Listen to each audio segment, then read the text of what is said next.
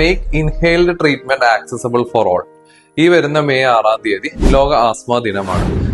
1998 മുതൽ മെയ് മാസത്തിലെ ആദ്യത്തെ ചൊവ്വാഴ്ച ലോക ആസ്മ ദിനമായിട്ട് ആചരിക്കുന്നുണ്ട്. ആസ്മ എന്ന് പറഞ്ഞു കഴിഞ്ഞാൽ നമ്മുടെ ശ്വാസകോശത്തിലേക്ക് വരുന്ന ശ്വസന നാളികൾ സങ്കോചിക്കുകയും അതിന് ചുറ്റും നീർക്കെട്ടും വരുന്ന അവസ്ഥയാണ്. അപ്പൊ അതിന് ആസ്മയ്ക്ക് ലോകത്ത് അവൈലബിൾ ആയിട്ട് ഏറ്റവും ബെസ്റ്റ് 2 ട്രീറ്റ്മെന്റ് ഓപ്ഷൻസ് ആണ്. ഒന്ന് നമ്മൾ സ്ഥിരം പറയാറുള്ള ഇമ്മ്യൂണോതെറാപ്പി, രണ്ടാമത് ഇൻഹെയിൽഡ് ഡിവൈസസ്, അതായത് നമ്മുടെ മീറ്റർ ഡോസ് ഇൻഹെയിലേഴ്സ്. ആൾക്കാർ എപ്പോഴും ഭയങ്കര പേടിയോടെ കാണുന്ന ഒരു സാധനം. എന്നാൽ നമുക്ക് ആസ്മ അധികരിക്കുന്ന സമയത്തും ആസ്മ വരാതിരിക്കാനും ആസ്മ കൺട്രോൾ ചെയ്യാനും എല്ലാത്തിനും ഉപയോഗിക്കാവുന്ന ഒരു ഓപ്ഷനാണ് ഇൻഹെയിൽഡ് ട്രീറ്റ്മെന്റ്സ്. അതായത് നമ്മുടെ ശ്വസനനാളിയിലേക്ക് ഡയറക്റ്റ് ആയിട്ട് മരുന്ന് എത്തുകയും ശരീരത്തിന്റെ മറ്റു ഭാഗങ്ങളിലേക്ക് അതിന്റെ സൈഡ് എഫക്ട്സ് തീരെ ഇല്ലാതിരിക്കുകയും ഏറ്റവും കുറഞ്ഞ സൈഡ് എഫക്ട്സ് മാത്രമുള്ളതും എന്നാൽ ഏറ്റവും ബെസ്റ്റ് റിസൾട്ട്സും കിട്ടുന്ന ഒരു ഓപ്ഷനാണ് ഇൻഹെയിൽഡ് ട്രീറ്റ്മെന്റ്. അപ്പോൾ ഈ വരുന്ന മെയ് 6-ാം തീയതി ലോക ആസ്മ ദിനത്തിൽ പറയുന്ന പോലെ നമുക്ക് ആസ്മ ആയിട്ട് മനസ്സിലാക്കി ചികിത്സിക്കാൻ ശ്രദ്ധിക്കുക. അതോടൊപ്പം തന്നെ ആസ്മയ്ക്ക് അവൈലബിൾ ആയിട്ട് ഏറ്റവും ബെസ്റ്റ് 2 ട്രീറ്റ്മെന്റ് ഓപ്ഷൻസ്, അതായത് ഒന്ന് ഇമ്മ്യൂണോതെറാപ്പി, ഒന്ന് ഇൻഹെയിൽ ഡിവൈസസും, അതും കറക്റ്റ് ആയിട്ട് നിങ്ങൾക്ക് എല്ലാവരിലേക്കും